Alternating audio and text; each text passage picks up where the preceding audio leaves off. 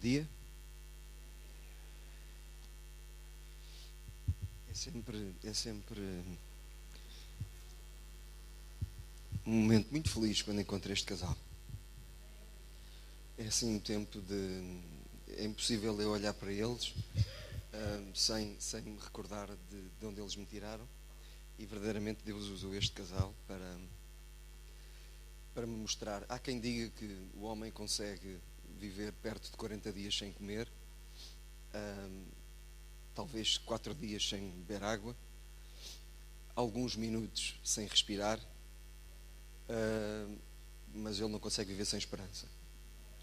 Essa é uma realidade muito grande e foi interessante que Deus enviou este homem e esta mulher à minha vida quando, numa altura muito, muito complicada, onde a esperança já tinha desaparecido e eu estava à beira de acabar com tudo. E foi interessante perceber que Deus não se esquece de nós, e é muito interessante perceber isto, que Deus está atento, muito mais do que aquilo que nós imaginamos. Deus está mesmo atento, Deus está... Há um tempo que é Ele que determina, não sou eu.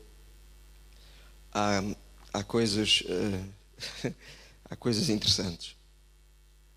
Há coisas que nós gostaríamos de ver acontecer no mesmo dia, que só vemos acontecer não sei quanto tempo depois. E hoje, esta manhã é uma manhã assim, particularmente especial. Eu não sei quantos anos é que andaste a orar por teu irmão, mas eu recordo-me de teres andado a orar por ele. Recordo-me de teres partilhado algumas coisas comigo. E vê-lo aqui é daquelas coisas que não há forma de compensar. Não há nada que possa, nestes tempos, compensar. Além disso, o pastor Jacinto e a pastora Eunice estão aqui, mas eles não sabem, mas aqui está uma série de netos deles. Gente que eu ganhei e que eu tive a oportunidade de passar pela vida deles. Isto é realmente a vida de Deus em nós. Ou seja, quando verdadeiramente existe a vida de Deus em nós, ela é distribuída pelos outros. Nunca, em tempo algum, a vida de Deus é para ficar em nós, somente em nós. E tem como fim a nossa própria vida. Ela sempre é para ser distribuída, ao ponto daqueles discípulos, não sei se vocês recordam, a caminho de Emaús, já estavam noutra, eles já estavam a desistir da caminhada, e quando eles percebem que era o Senhor, foi por causa do partir, do distribuir. Ou seja, cristianismo e sinónimo de termos Deus no nosso coração é quando nós conseguimos partir a nossa vida com os outros e vê-la um bocadinho espalhada por todo o lado, espalhada por tantas pessoas. E o Campoa, o Júlio, o Humberto, o Roberto, tantas pessoas são pessoas que acabaram por, sem tu perceberes, ter a tua influência. E muitas outras. Há coisas que só um dia que vamos perceber. Houve coisas que eu já disse a pessoas que eu não me recordo de as ter dito e eles mais tarde me recordaram delas. E há coisas que eu não me vou esquecer nunca. De uma oração que a vossa filha fez. Pôs a mão dela sobre mim. Ela quase nem sabia falar. Quantos anos é que tinha a Babi na altura? 2 anos. Eu lembro-me dela dizer: Senhor Jesus, tira o dói-dói deste menino. E aquilo nunca mais saiu da minha cabeça. E eu disse: isto é alguma coisa se passa aqui. Já alguma vez passaram por isso? Alguma coisa se passa. Então, nesta manhã eu gostava de poder... Eu tenho que acabar a que horas? Eu tenho alguma coisa no meu coração para partilhar e percebendo que estes são tempos não fáceis, mas são nestes tempos que nós nos forjamos, ok? São nestes tempos que nós mostramos a nossa têmpera, a nossa fibra, onde é que temos a nossa confiança, e é nestes tempos que nós percebemos que temos uma âncora chamada esperança. Que lá o escritor do livro aos Hebreus diz que é, na verdade, a nossa âncora, a esperança. Importa percebermos onde é que ela está, onde é que nós nos focamos. Algumas vezes nós começamos a deixar de ver simplesmente porque nos desfocamos. Começamos a olhar para aquilo que não devíamos, em vez de olharmos para aquilo que devíamos. Focarmos é uma questão de foco. É uma questão de eu olhar para lá. Para aquelas coisas que, trazendo à memória, me trazem esperança, me trazem confiança. Em vez de eu depositar os meus olhos ou colocar os meus olhos naquilo, quando eu trago à memória, me tiram a fé, me tiram aquilo em que eu acredito e me fazem vacilar tantas vezes. Então, eu gostava de partilhar nesta manhã com os amados irmãos um texto da Bíblia que está no livro de Primeira de Reis, e entendermos o tempo que se estava a viver. Isto é ciclos, ok? Nós vivemos ciclos, são ciclos. Há coisas que acontecem e algumas vezes nós não desejávamos nunca que elas acontecessem, mas elas acontecem. Não há como fugir delas, há como enfrentá-las, ok? E quanto mais tentares fugir, mais as coisas correm atrás de ti. Ou elas mais se agigantam. É um ditado, é uma coisa que eu um dia meti na cabeça. Que se eu saísse agora um decreto para o novo governo, que todos nós teríamos que enfrentar um touro na vida. Sabe quando é que eu o enfrentava? Mal ele nascesse. Eu agarrava logo, está enfrentado. Percebe qual é a diferença? É porque ele daquele tamanho eu consigo estar mano a mano com ele sem grandes dificuldades. Mas depois aquele fulano de repente começa a alimentar-se e 500 quilos, 600 quilos, eu só tenho 70. Está bom? 570 a coisa não funciona muito bem. Lá na matemática a coisa não funciona muito bem. Então, se eu tivesse que enfrentar era aí. Então, nesta manhã, há momentos em que nós precisamos de estar claros, lúcidos, e para conseguirmos levar avante aquilo que Deus tem para levar avante. Deus não está distraído e é importante percebermos isto. Querido irmão, querida irmã, é importante perceber isto. Nestes tempos importa termos a confiança naquilo que não muda. E só conheço um que não muda. Ok? Importa ter a sua confiança, a sua esperança naquele que não muda. E só há um que eu conheço que disse que não mudava e não mudou. Ok? E nele não há sombra de variação, não há hipótese de ele mudar. Não muda. Os governos mudam, as modas mudam, as ideias mudam, tudo muda, mas ele permanecerá, está bom? É bom que nós percebamos isto. Então, importa estarmos ali firmes nele. Então, nesta manhã gostava de pegar num texto que está escrito em 1 de Reis, no capítulo 19,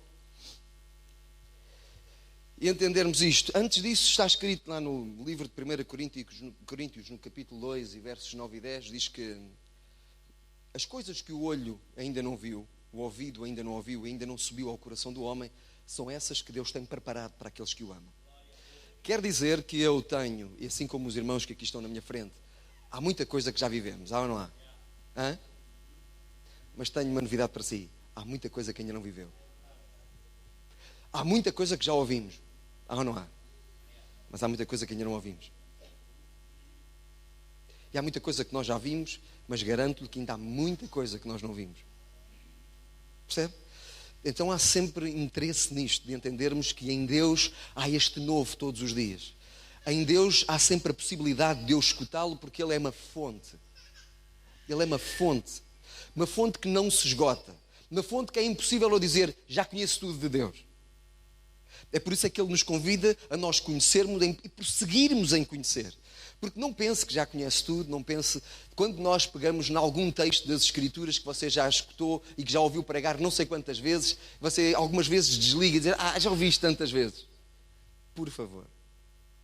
Aí está a anular e está muitas vezes a não permitir que Deus fale consigo. Porque é novo, há coisas que você já ouviu e há coisas que você ainda não ouviu. Então, nesta manhã, este é um texto fantástico.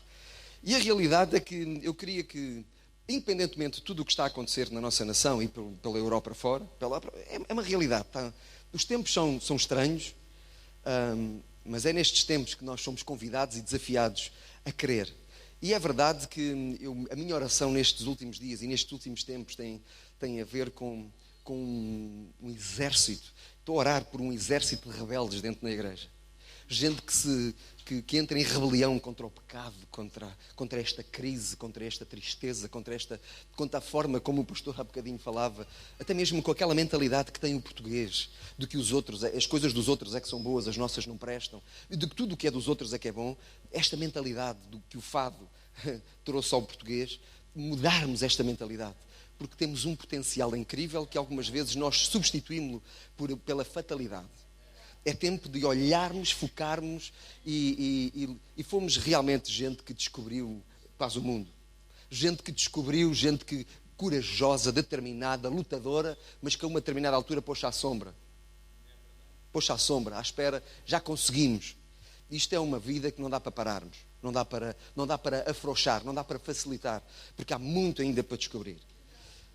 E a esta altura do campeonato, o que está a acontecer nestes dias de Elias, é o seguinte, Elias não é um homem que tenha uma linhagem, é um homem que vem de uma terra. Geralmente os profetas naquela altura tinham uma linhagem, pertenciam a alguém, teriam aprendido com alguém.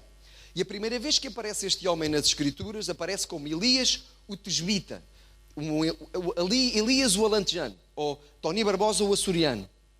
Ok?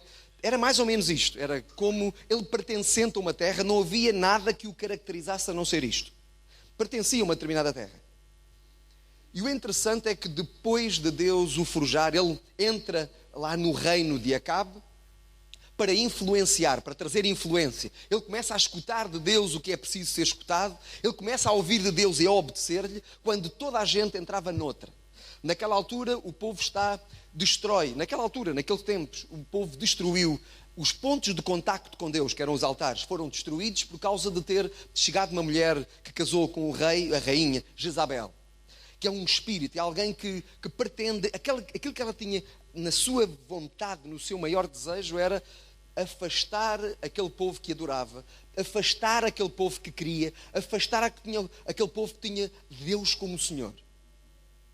Afastá-lo porque eles eram uma ameaça ao que ela pretendia fazer. Havia que anular.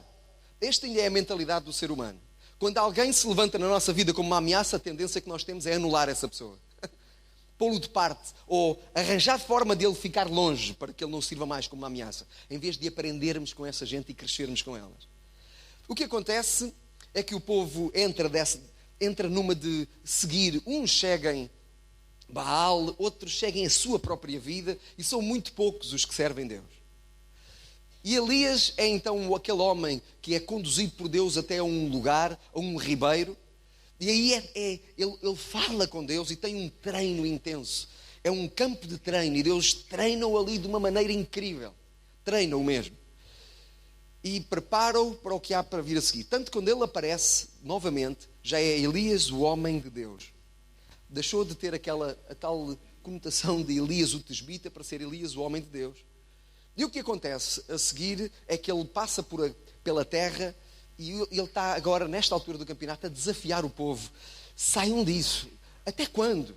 Até quando é que vocês vão estar a cochear entre dois caminhos? Até quando é que vocês vão estar a servir Baal e a servir os vossos próprios interesses? Até quando é que vocês vão desviar-se do Senhor? Até quando é que vocês estão a viver essa vida que não tem interesse nenhum? Até quando? É um homem que luta intensamente contra o pecado do povo. Alguém que sofre por causa do povo. Alguém que dá o pescoço. Alguém que mete lá o pescoço e que diz: eu não quero que isto aconteça nunca mais. É como o pastor que se levanta aqui domingo após domingo a dizer: há uma vida melhor para viveres, há uma esperança. Crê neste Deus vivo, põe a tua confiança nele, não ponhas os teus olhos naquilo que não te traz confiança. Sai do pecado, sai dessa vida, mostra a verdade, vive na verdade. Porque a verdade é o fator que liberta na nossa vida. Mas isto dito 1, 10, 50, 100, 200, e a assistirmos ao povo não ouvir o que a gente diz. Já tiveste isso? Assim, eu lido com jovens há não sei quantos anos. Vocês não imaginam a tristeza que é, a alegria que é e a tristeza que é. A alegria que é quando eles vencem, quando eles conhecem Jesus, quando verdadeiramente nascem de novo. Nascer de novo.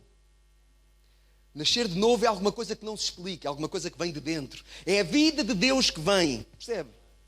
Nascer de novo não é alguma coisa que é mental, não é alguma coisa que vem aqui dentro, arrumada. É alguma coisa que vem verdadeiramente de Deus, que nos faz caminhar em frente, esquecermos do nosso passado. É aquilo que está lá escrito. O passado como que se não existisse, e há uma vida depois disso. Nascer de novo é a história interromper-se. Haver uma história antes de Deus, antes de Cristo, de haver uma história depois de Cristo. Aquilo que o pastor Jacinto disse a meu respeito é verdade. É toda verdade. Aquilo que eu fiz no passado foi uma coisa, mas entretanto, eis que Cristo aparece na minha vida. E depois de Cristo há uma história nova para contar. Há uma história que se conta, da qual eu, não é que me orgulhe, da qual eu sei quem é o causador disso, sei quem é o responsável, sei quem é o culpado da esperança que eu hoje tenho. Garanto que não sou eu, hein? Garanto-te que não sou eu. Eu sei quem é o responsável dos meus fracassos. E sei quem é o responsável daquilo que me tem feito vencer. É este Jesus, que não me larga, quando eu tantas vezes o quis largar. É um facto. Mas nascer de novo é alguma coisa fantástica. Mas sabe, algumas vezes nós estamos a insistir com esta gente, a insistir, e vemos-los fazer aquelas escolhas que eles... Vimos-los escolher outra vez a mesma vida, a mesma porcaria, o mesmo nojo. Vimos-los voltar ao próprio vómito outra vez. E dizes, pá, como é que isto pode ser? Como é que este homem pode fazer isto? Mas como é que este homem não entendeu Cristo? Como é que este homem não entendeu o amor de Deus? Porque quando alguém entende o amor de Deus, nunca mais o consegue esquecer. Quando alguém experimenta este amor de Deus, experimenta o novo nascimento, tu podes andar por muito sítio, mas nunca mais vais conseguir esquecer de que foste amado como nunca foste. Isto é um facto. És amado como nunca foste. Foi aquilo que eu experimentei na minha vida. Fui amado como nunca fui amado. E disse aqui qualquer coisa. Isto não é de homem. O homem não consegue isto. Percebe? É interessante compreendermos isto. Há luta intensa. Sabe, a esta altura Elias está desgastado. É um desgaste, porque isso, lutar contra o pecado é do que mais desgasta. O próprio Jesus, quando está lá no jardim de Getsemane, diz que encontra os seus discípulos a dormir. E aqui, o convite que ele lhes faz é: vocês orai e vigiais para que não entreis em tentação.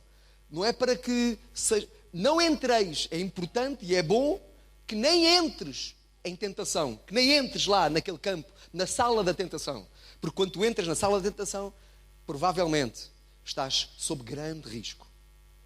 Provavelmente estarás sob grande perigo. É uma zona muito grande de perigo. É ali que muitas vezes começas a resistir, mas não é contra o pecado, é contra o Espírito Santo. Ele a dizer-te: foge daí, arranca daí para fora, sai daí para fora. E tu permaneces. E vais enfraquecendo aquela voz cada vez mais, e mais, e mais, e mais. Quando estás por ti, estás lá metido. Percebes isso? Sabes o que eu estou a dizer? Vocês não estão a perceber nada do que eu estou para aqui a dizer. É estranho, não é? Para não entreis em tentação. Elias está nesta. Ele agora está a dizer ao povo: até quando é que vocês vão fazer isso? Pá, basta, chega, parem com essa vida. Parem. Isso, vocês não conseguem ser felizes desta maneira. Viver com uma vida dupla, a servir a dois senhores, não dá, não serve, não funciona. E ele tem um desafio. Pá, vamos fazer aqui uma coisa. Mete lá então os tais, chama os dois bezerros, divide-os. Agora vamos lá ver quem é o Deus verdadeiro. E o povo disse: boa palavra. Sabe o que é boa palavra? É boa palavra porque não custa nada. Não foram eles que meteram lá o pescoço. Se a coisa não funcionasse, não resultasse, não eram eles que lá tinham o pescoço, era Elias que tinha o pescoço. Era 450 contra 1. Porque se a coisa realmente não funciona, é estranho, é terrível. Sabe o que é que isso custava? Era a mesma coisa que eu. Vou oferecer este relógio que eu tenho aqui. Vou oferecê-lo. Nem sei que marca é, mas vou oferecê-lo. Vou oferecê-lo ao Roberto. Este relógio é para ti. A mim não me custou nada. Sabe? Isto não me custa nada. Sabe porquê? Porque eu pedi-lhe o relógio emprestado a ele há bocado. Entende qual é a diferença? É esta. É porque há coisas que nós fazemos que não nos custa, não nos dói, não custa. Não custa.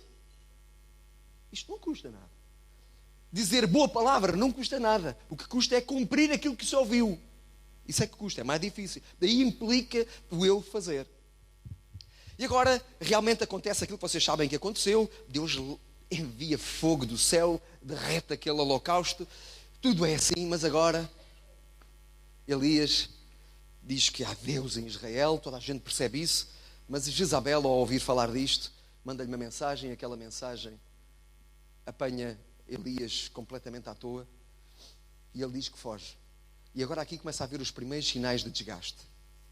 Porque há coisas que às vezes nós conseguimos enfrentar e há outras coisas que nos mandam por terra. Se há coisas que nós conseguimos dizer, bora lá, há outras que às vezes basta coisas pequeninas, como uma mensagem. E nós entramos em desgaste. Sabe qual é alguns sinais de desgaste? Evitar pessoas, fugir delas. Parar de tomar decisões. Começámos a deixar as decisões para amanhã e para depois ainda, e para depois. Deixar de comer ou comer demais. Deixar de dormir ou dormir demais. Enfiar-nos nas nossas cavernas. Foi o que Elias fez. Enfiar-nos nas cavernas. E cada um tem a sua caverna. Sabia? E as cavernas são todas muito diferentes. Eu tenho a minha, você tem a sua. Para onde é que você habitualmente foge quando a coisa está negra? quando a coisa está complicada, difícil, para onde é que foge? Qual é aquela zona? E o interessante é que Deus vira-se para Elias e diz-lhe, eu sempre tinha lido isto de uma maneira estranha. Deus a dizer para Elias, o que é que estás aí a fazer? Mas não é bem o que está escrito. É, o que é que estás aqui a fazer? Isto muda tudo. Aí é, o que é que estás para aí a fazer? Aqui é, ele estava lá. Ele estava presente. E aquilo que nós falamos é interessante. Deus está presente nas nossas cavernas. Deus está presente nas coisas onde estamos, onde fazemos. Deus está presente, Ele faz-se notar. E agora, vamos àquilo que importa. Vocês recordam-se? Elias, este é um tempo de trevas, um tempo de confusão, um tempo de desgaste, um tempo de desânimo, um tempo em que as coisas não estão a acontecer. E olha o que diz agora aqui a palavra de Deus, capítulo 19, versos 18. Ou versos 19. Partiu, pois, Elias dali e achou Eliseu. Isto é interessante. Partiu, pois, Elias dali e achou Eliseu, filho de Zafate, que andava lavrando com 12 juntas de bois, adiante dele. E ele estava com a 12ª. Elias passou por ele e lançou a sua capa sobre ele. E então deixou ele os bois e correu após Elias e disse, deixai-me beijar a meu pai e a minha mãe, e então te seguirei. E ele lhe disse, vai e volta, porque eu te tenho feito. Voltou, pois, de atrás dele, e tomou uma junta de bois, e os matou, e com os aparelhos dos bois cozeu as carnes, e as deu ao povo, e comeram. Então se levantou e seguiu Elias, e o servia. É interessante isto. E agora estamos aqui num tempo muito interessante. Elias está desgastado. É que algumas vezes nós pensamos que vamos durar para sempre, Jacinto. Não é? E a grande aflição de líderes é perceberem que não há quem se esteja a levantar. E nestes dias, eu acredito que as pessoas que se vão levantar nesta igreja estão aqui a assistir. Precisam de estar. O interessante de tudo isto é que Elias, a esta altura, está em desgaste, está cansado. E Deus percebe que ele está cansado, percebe qual é o limite. E contra todas as expectativas, quando ainda havia 7.000 profetas, Deus vai levantar um homem que nem profeta é. Está a lavrar, está a trabalhar, e está a lavrar com 12 juntas de bois. 12 juntas de bois prefaz 24 animais. E eu não percebo nada de agricultura, mas dá para perceber que aquilo é animais demais.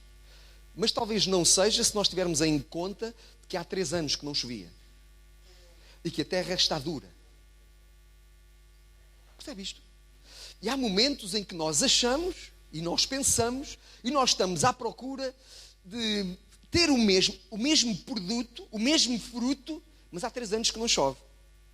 De ter a mesma facilidade das coisas, aí nos anos 80 e muitos e 90, experimentou-se na igreja tempos fantásticos. Recordas-te disto? Tempos fantásticos, de Deus a acrescentar à igreja, de coisas a acontecer fantásticas. Houve um avivamento, houve um derramar de Deus na vida da igreja, e houve coisas que aconteceram. E de repente, durante uma série de anos, e nós não temos que ter medo de dizer isso, parece que as coisas, parece que Deus ficou em silêncio. Parece que Deus se silenciou e nós temos estado aqui a manter-nos e Deus está presente. E sabe, tempos de desgaste, de crise, de dificuldade sempre antecedem chuva. Por isso eu creio que estes são os dias e estes são os tempos da igreja. Estes são os dias da igreja. E é importante que nós percebamos que estes tempos que estão a acontecer não são tempos para morrer, senão para nos prepararmos para o que vem. Vem chuva, chuva de Deus, chuva que vai ser derramada sobre nós e sobre o mundo inteiro, percebes? E sobre esta nação. Você crê nisso? Avivamento. Mas Deus primeiramente terá que trabalhar na igreja e tirar e remover o pecado da igreja e aquilo que a igreja está a fazer que não deve fazer. E isto é verdade, entende? E Deus vai começar primeiro pela igreja. É importante que não nos esqueçamos disto. Porque ainda temos um advogado. Sabia? Isto é interessante percebermos isto. Há um tempo atrás estava a pensar nesta figura e é uma realidade. A figura de um tribunal. Só que aqui há um tribunal, este é um tribunal diferente, é um tribunal onde o juiz é justo. Nós estamos habituados a tribunais onde os réus não são condenados, principalmente se estiverem atribuídos a problemas com futebols e coisas do género, e política. Esses não são condenados, porque os juízes não são justos, não podem fazer justiça, não conseguem. Têm várias coisas que os inibem de fazer justiça. Mas o tribunal que eu estou a falar é um tribunal em que o juiz é justo, é o justo juiz, aquele que faz justiça. E mais, nesse tribunal há um réu, eu e você. Fomos mesmo culpados, éramos mesmo culpados. Não havia como nos chafarmos daquilo. O que fizemos, fizemos mesmo, era pecado. E temos um advogado lá de acusação, que é o diabo, o acusador dos irmãos, aquele que nos está constantemente a trazer à memória o que fizemos. Tu não vales, tu não me prestas, tu fizeste, não tens hipótese. Mas na mesma,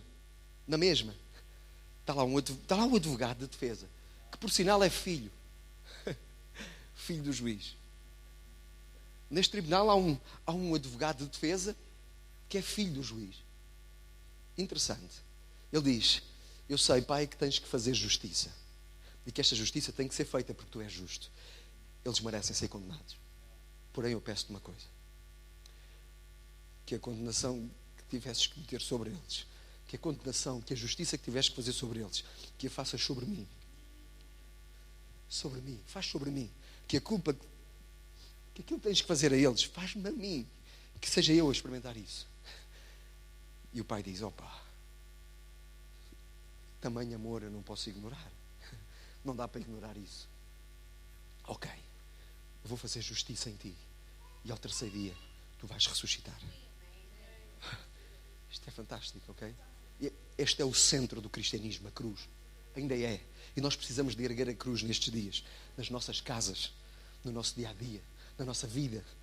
Percebe? Uma cruz que significa exemplo. E a igreja precisa de ser exemplo também. A igreja deixou de ser exemplo. Entende? Isto não é culpa, não quer para trazer culpa a ninguém. Quer constatar. Entende? Exemplo. E Elias agora está aqui. E diz que achou Eliseu. Sabe que Deus acha-nos? Deus acha-nos na nossa vida. É que nós algumas vezes pensamos que colocamos na nossa agenda: este dia Deus vai me achar. Eu tinha na minha agenda um dia em que o pastor Jacinto me ia achar. Eu lá sentado no meu bairro, todo desgraçado, e eu não pus isso na agenda. Deus pôs isso na agenda dele. E no coração deste homem. Não pôs só na sua agenda, como pôs no coração deste homem. Mas sabe que este homem podia não ter ido? Sabia? E sabe que há muitas coisas que Deus põe no nosso coração e que nós não fazemos, e é por isso que as coisas não chegam e não avançam. É como um DVD que eu estive a assistir há um tempo atrás, de alguém que pôs no seu coração ir lidar com aquelas mulheres do tráfico, que eram traficadas, tráfico humano, numa determinada zona, num determinado país. E aquela mulher foi lá falar do amor de Deus. E quando ela foi falar o amor de Deus àquelas pessoas, àquelas mulheres vendidas, uma das mulheres disse-lhe: olha, e agora é que tu chegas? Vens-me falar deste amor agora, como eu estou, desta maneira? Onde é que estava Deus? Ele disse, e ela teve que reconhecer uma coisa: Deus verdadeiramente falou-me disto há 10 anos atrás. Eu só agora vim. Deus tinha falado há 10 anos atrás, mas ela só agora tinha ido. Percebe a diferença? E eu dou grato a Deus por Ele ter ouvido. Dou grato a Deus por Ele ter obedecido àquilo que Deus falou. E Deus acha-nos. Deus acha-nos. Achou Eliseu no meio do seu trabalho, da sua lavoura. Percebe? Deus achou Gedeão lá no meio de um trigo, a malhar, lá no meio de uma confusão. É isto. Achou Moisés lá no meio do campo, a tomar conta das ovelhas. Deus acha-nos nas diferentes circunstâncias. Achou Pedro de volta das redes. Achou a Isaías, sabe aonde? No templo. Deus até no templo acha pessoas. É verdade. Deus até no templo, na igreja, acha pessoas. Sabe que Deus pode nos achar até aqui? Achar-nos. De repente mudar o nosso destino para sempre. Fazer uma nova história. Nós estamos habituados aqui até ao dia em que as coisas marcam, são marcadas e mudam. Jeremias, sabe onde é que Deus o achou? Ainda no ventre da sua mãe. E no ventre da sua mãe, Deus pôs-lhe uma marca e disse: tu vais-me servir. Isto é fantástico. Ainda hoje, o mais interessante é isto, servir. Então, é bom que nós percebamos uma coisa. Foi Ele que nos chamou a nós. Foi Ele que nos escolheu a nós e não nós que o escolhemos a Ele. E Ele nos escolheu para que vá de ideias fruto e o fruto permaneça. Foi Ele que nos escolheu a nós. Mas não fica por aqui. O interessante, olha o que diz.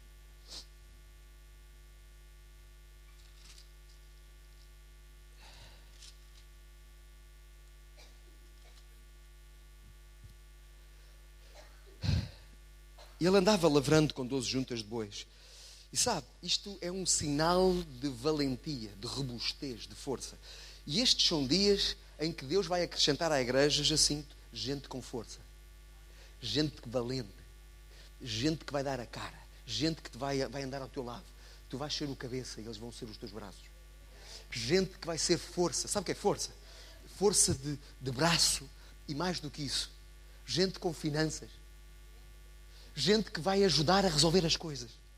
Gente que vai ter a coragem de meter o arado à terra, mesmo com ela dura. Gente que vai fazer coisas loucas. Gente que vai ser... Sabe, naquela altura eles passavam fome, mas passavam fome porque eles nem coragem tinham de meter o arado à terra.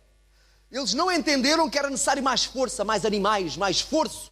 E há momentos em que o esforço que fazíamos não chega. Precisamos de fazer mais para ver as coisas, para ver o mesmo acontecer. Sabia? Há momentos assim. Há momentos que se fizermos... Há momentos em que nós vamos muito animados para fazer as coisas e há outros momentos em que se formos com o ânimo que já fomos antes, não chega. É preciso mais. É preciso mais. E Deus vai pôr homens e mulheres à volta dele, deste casal. Para isso, gente com força. Sabe? O Jacinto já não tem a mesma força. Ele acha que tem. Mas a jogar à bola, a gente nota, não nota? Pá.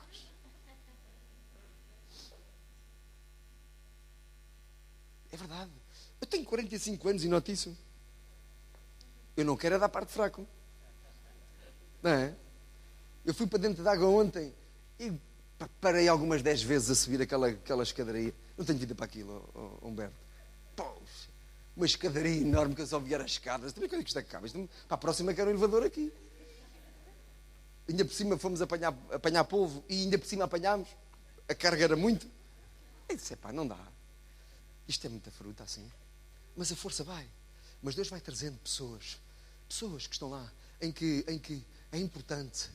E há uma série de jovens aqui, pá, com todo o respeito, percebam, acordem, sejam sábios.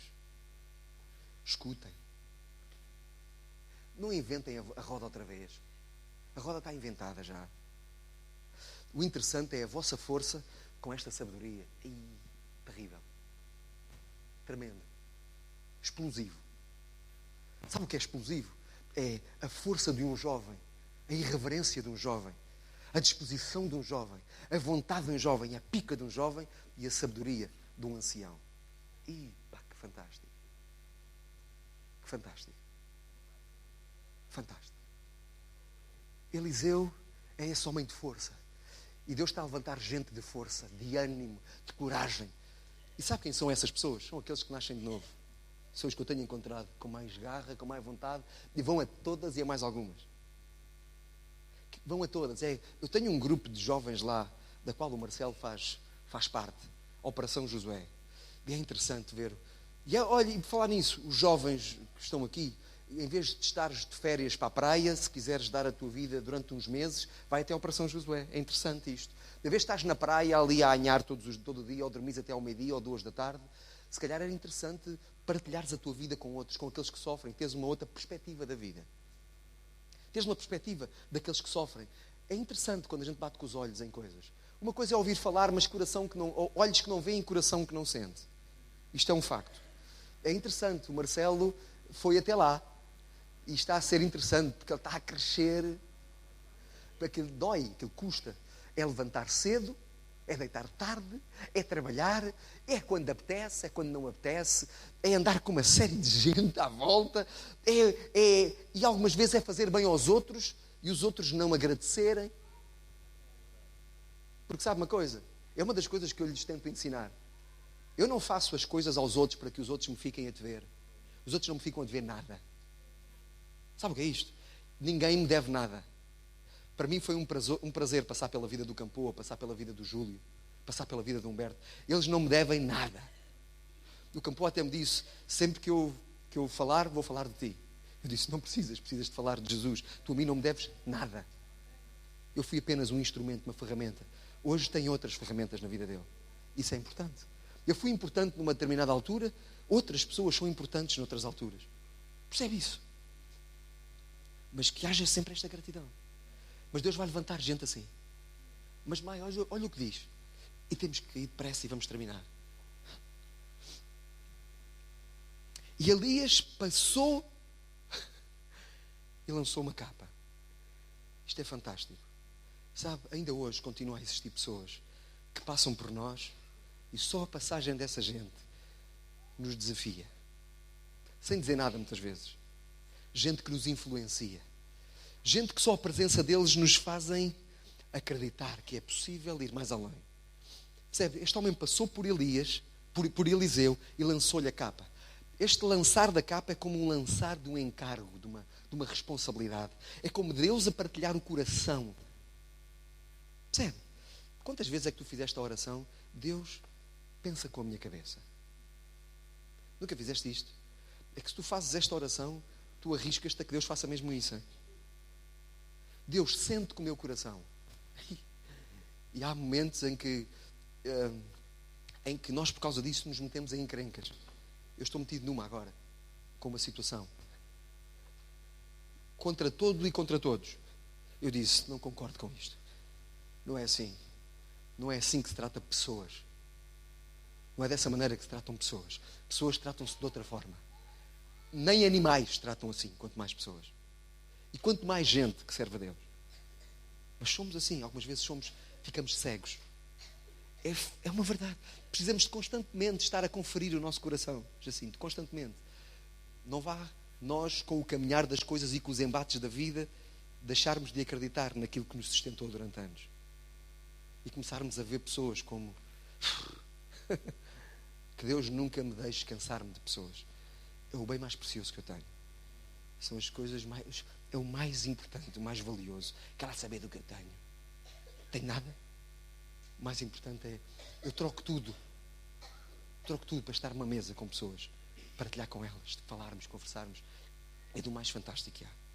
Mas é isto que faz. A capa sobre a vida de Eliseu significa isto. A responsabilidade. Perceberes que estás aqui há não sei quantos anos nesta igreja. E a pergunta que eu faço é: que fruto é que tu deste? E quando digo, mas por favor, não leves isto como uma ofensa. Nada disso. Estou a falar que fruto. Qual é o teu fruto? Será que tu deixas que Deus te traga este encargo sobre a tua vida? Este encargo, a capa sobre, é que envolveu aquele homem. Agora vais estar revestido de uma outra autoridade. Estás revestido, tens um outro destino. Há uma outra coisa sobre ti. Há muito mais do que o trabalho. Agora está sobre ti isto.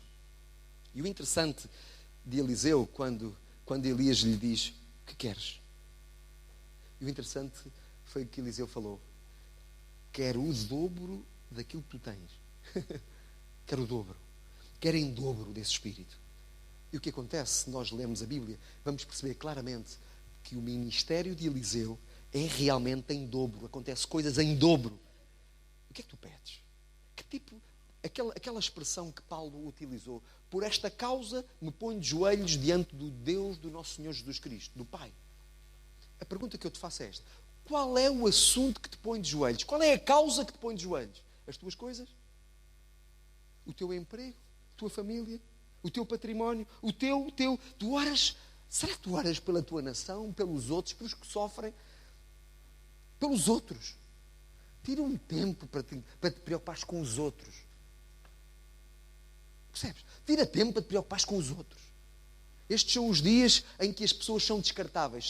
São boas em quando têm sumo. Quando deixam de ter sumo, a gente a machuca-as e mete-as no lixo, como se não prestassem. Não entremos por aí. O interessante a seguir, sabe o que é? É que Eliseu deixa de fazer o que está a fazer. Para com aquilo que está a fazer. E vai ter com o seu pai. E quando vem, ele agora vem noutra. Vem numa de sacrificar o que fazia antes. Sabe o que é que isso significa? já te preocupaste em perguntar e em perceber? Ainda ontem eu estava a falar com o Humberto. E o Humberto disse várias vezes durante o dia: pai, eu não percebo. Eu ainda quinta-feira falei com este homem. Alguém que tinha uma pastelaria aqui em Lagos. Alguém que durante um bom período, alguém que, segundo aquilo que o Humberto disse, era alguém valente, alguém com um bom coração, ao ponto de dar todas as quintas-feiras bolos e pão para o café convívio. Ontem, num acidente de moto, faleceu. Percebe? A vida é isto mesmo. Agora, o problema é se a nossa esperança é só isto. A esperança é só 70 anos, 80 anos, 50 anos, 40 anos. Todo o património que tu conseguires reunir ficará cá.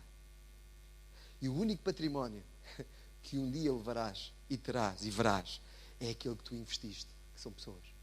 E estaremos com elas lá. Esse é o património que mais conta. Este Eliseu sacrificou os animais, como quem diz: não vou voltar mais a isto. Aquilo que servia antes para uma coisa, agora vou tornar isto ao Senhor, vou dar isto ao Senhor, colocar isto ao serviço dele. E é interessante pegarmos nas nossas habilidades, nas coisas que nós temos, e colocá-las ao serviço deste Deus maravilhoso, que recompensa como ninguém consegue recompensar. Eu lembro-me do Campoa. Campoa teve não sei quantos tempos no Desafio Jovem sem falar nunca. Ele não falava. Mas lembro-me de muita coisa. Muita. Tá. Campoa, fica de pé. Está aqui o pastor a dizer que há muita gente aqui que não sabe que tu és de Lagos. Este foi um fruto deste café convívio, desta cidade. Alguém que andou por estas ruas e que mais tarde foi para cima, para o Desafio Jovem, experimentou Deus a sério e hoje é um servo de Deus. Alguém que tem abençoado a vida de muitas, muitas, muitas pessoas. Mas lembro-me dele, naqueles dias em silêncio, extremamente observador, para perceber se aquilo que era falado batia certo com aquilo que era vivido. Eu percebia isso. Ele mostrou-me isso e disse-me isto mais tarde. Mas foi interessante uma vez um desafio. Eu e ele tivemos noites sem dormir por um desafio que nós fizemos. Naquela altura tínhamos um grupo de malta e quisemos fazer um edifício. Recordas-te disso? Não era as camaratas das pessoas onde elas estavam a viver, não era digno. Chovia lá dentro, era calor, eram feias. Eu evitava lá ir, porque eu queria mostrar-lhes e dar-lhes dignidade. E eu disse ao pastor João Martins, a gente vai fazer uma obra. Ele disse-me: tu podes sonhar à vontade com a tua carteira. Sonha à vontade com a tua carteira. Eu disse: malta, lembras-te disso, Campo? Eu disse: malta, vamos entrar nessa. E eles disseram: eu tinha uma equipa fantástica. Eu também tenho. Eu disse: bora. E começámos a desenhar um edifício. Eu já tinha o edifício desenhado quando um dia sonhei que aquele edifício podia resolver os nossos problemas. Tive que mandar aquele desenho todo abaixo e fazer um outro andar por cima. Fizemos um edifício com 2 andares. Eu desenhei aquilo com 2 andares. Disse: Campoa, temos vontade de fazer isto? E ele disse... Ele nunca tinha estado à frente de uma obra daquela dimensão. Há aqui engenheiros. Aquilo tinha 24 metros de comprido, 14 de largo, nunca mais me esqueci disto, e 2 andares. Não sei quantos quartos, não sei quantas casas de banho. E sabe quem foi o arquiteto? Hã? Não está mal aquilo. Eu não percebi nada daquilo, mas a minha preocupação era fazer as coisas lá dentro bater certo com as cá de fora. Está a perceber? Porque de maneira que a estética com janelas e mais não sei o quê, aquilo batesse tudo certo. E mais ou menos bateu. Mais ou menos. Alguns ficaram mesmo ali ao lado, mesmo resveste de cantorico ao pilar, mas deu, hein? Nuno, deu. A coisa funcionou. Mas foi interessante percebermos sem um tostão, hein? Começámos aquela obra sem um tostão. Começámos a orar e a fazer pedidos e Deus começou a trazer, sabe quem? Pessoas. A primeira foi o Campoa. E a seguir começou a trazer gente que sabia armar ferro, gente que sabia trabalhar em madeira, gente que sabia trabalhar em eletricidade. Várias pessoas. Eu disse, isto está a dar. E começámos a trabalhar, a fazer mãos à obra. Houve não sei quem que nos ofereceu 200 sacos de cimento. A Somago ofereceu-nos o ferro. Começou tudo a aparecer. E experimentámos. Lembras-te, Cambu? Eu estou a precisar de desafios destes outra vez. Assim, coisas deste género. Que eu tinha noites sem dormir. Que a gente tinha que pagar no outro dia, mas não havia dinheiro para pagar. Tínhamos que orarmos. Campoa, lembras-te desta? Estávamos a orar, era uma quinta-feira, tempo de oração. Precisávamos de areia e de brita. Não tínhamos um tostão. Lembras-te disso? E depois da oração, íamos a sair todos da capela e entra uma caminhoneta com brita. Lembras-te? Ficámos a olhar assim uns para os outros. A única pessoa que podia pedir brita era o Campoa e eu queria olhar para ele olhar para mim. O que é que aconteceu aqui? O homem foi lá pôr a brita, parece que sabia o caminho, entornou a brita e foi-se embora, nem tivemos tempo de saber quem foi. Eu disse, mau, o que é que se passa aqui? Pai, uns 20 minutos depois, a mesma caminhoneta entra com areia. Eu disse, pá. Entretanto, pus-me à frente a caminhoneta e o senhor parou e disse-me, irmão, pronto, é, assim, é muito rápido, eu estou com muita pressa. Olha, era só para lhe dizer, eu estava nesta manhã a tirar um tempo com Deus. Eu sou ali da igreja de Marinhais, ou da Glória. Eu estava nesta manhã a tirar um tempo com Deus e eu senti de Deus vir cá trazer isto. Isso faz falta, não faz? Isso. Mas experimentámos disto intensamente. Todos os dias. Lembras-te disso? Todos os dias, todos os dias. Havia lá alturas em que nós enchemos isto com placas à mão. Lembras-te, Júlio? Enchemos aquela placa toda à mão. Não sei quantos, eram 6 da manhã. Tomámos um bom pequeno almoço, demos todas as mãos, éramos uns 20 e tal.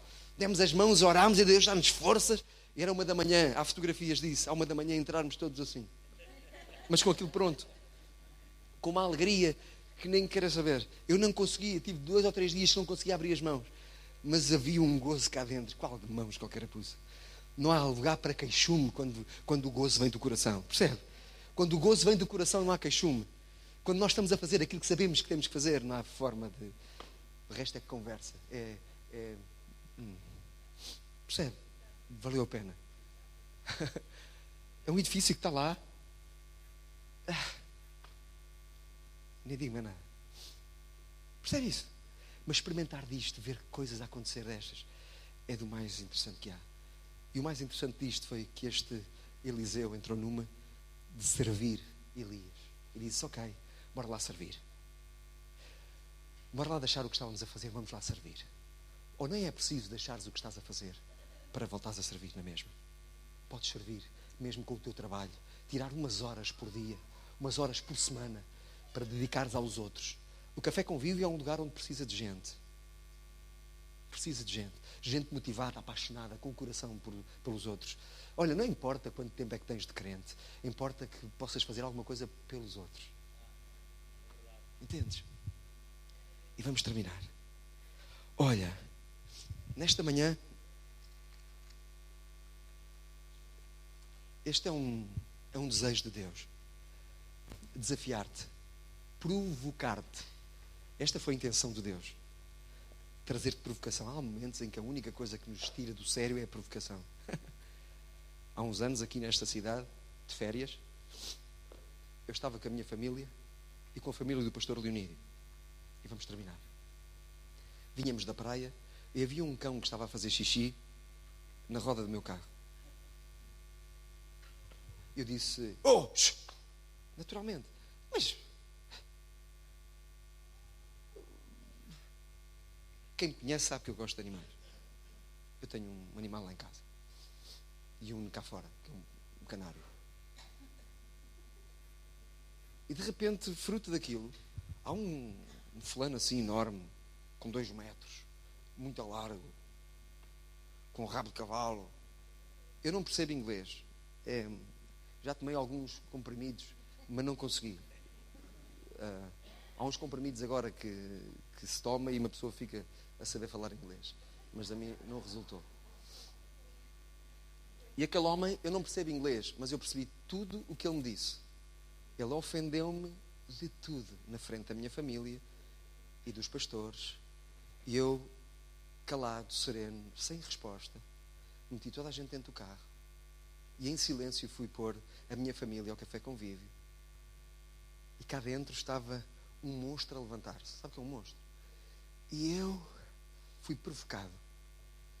Eu disse que eu menti, pedi perdão à minha família. Eu disse, eu vou às compras. E eu ia para o caminho, e a minha oração, as lágrimas saíam assim, despetada. Sabe, quem me conhece sabe isso. As lágrimas saíam assim pelos olhos, e eu dizia assim, Senhor, que Ele não esteja lá.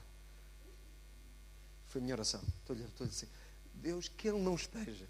Deus, que ele não esteja. Arranca-o, leva-o, arrebata-o, faz qualquer coisa, mas que Ele não esteja. E pela graça de Deus não estava. Foi um alívio, uma satisfação tão grande quando eu cheguei lá e não vi a carrinha. Percebe? A provocação é terrível.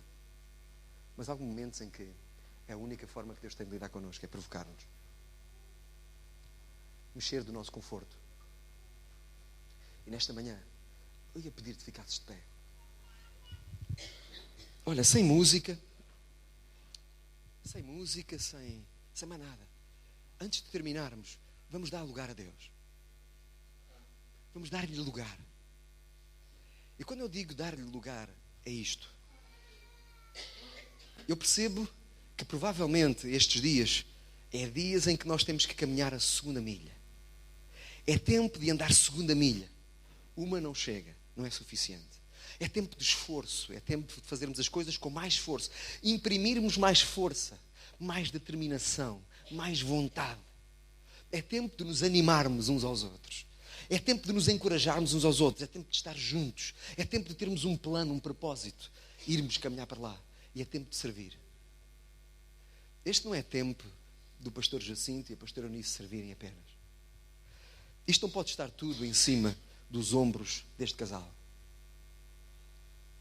E não basta dizer boa palavra, bom culto. Isso não chega. Isso é bom. Mas há mais que isso. Eu sei que eles estão a pagar o preço de estar todos os dias às 7 da manhã em oração. Era interessante que houvesse gente a juntar-se. Gente rebelde, que se está a rebelar contra o pecado, a insurgir-se contra as trevas. A rebelião contra as trevas. A rebelião contra a tristeza, contra o sofrimento, contra a pobreza, contra a miséria. Gente que se rebela desta maneira. Gente para servir. Gente que se vai levantar cedo da cama para estar em oração. Gente que se vai juntar a esta equipa do Café Convívio para poder, nesta cidade, ser abrangente, que toda a gente saiba que há uma esperança e uma voz de esperança que se está a levantar através da igreja. Que a igreja seja um instrumento. A igreja é o instrumento de Deus para esta nação. Olha, no lugar onde tu estás, se tu percebes que nesta manhã, eu queria que tu fechasses os teus olhos.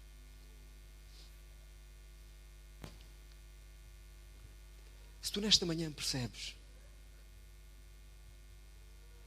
que há mais de Deus para tu experimentares do que aquilo que tens estado a experimentar, tu próprio tens estado a evitar, tu próprio tens estado a colocar barreiras para que não sejas invadido por este Deus. E desculpas-te com as tuas coisas, com as tuas multitarefas, desculpas-te com falta de tempo. E alguma da tua falta de tempo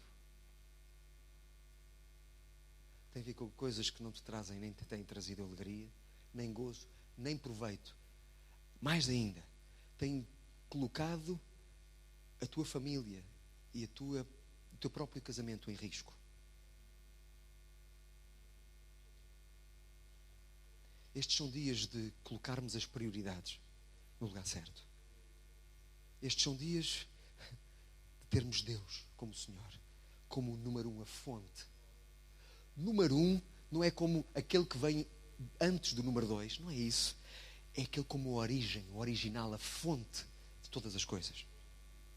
Percebe? A fonte de todas as coisas. Nesta manhã, com os teus olhos fechados, há necessidade de tu te comprometeres com Deus. Deus está a querer desafiar-te para o servires, fazeres mais do que tens feito. E se esse é o teu desejo de te comprometeres, em desafio. Eu gostaria que tu, no fim deste culto, viesses ter com o pastor Jacinto, com a pastora Eunice, e dissesses: eu quero servir, eu quero ajudar no que for necessário aqui. Eu quero fazer parte do que está a acontecer em Deus. Eu não quero apenas estar aqui ao domingo e desfrutar. Eu quero fazer parte. Eu não quero ser um mero assistente a observar o que está a ser feito. Eu quero fazer parte daquilo que está a ser feito. Se for em oração, é isso.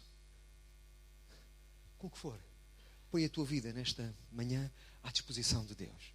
Fecha os teus olhos, compromete-te com Ele. Percebe o que é que Deus está a pedir de ti. Percebe qual é o desafio que Deus está a trazer. Percebe isso.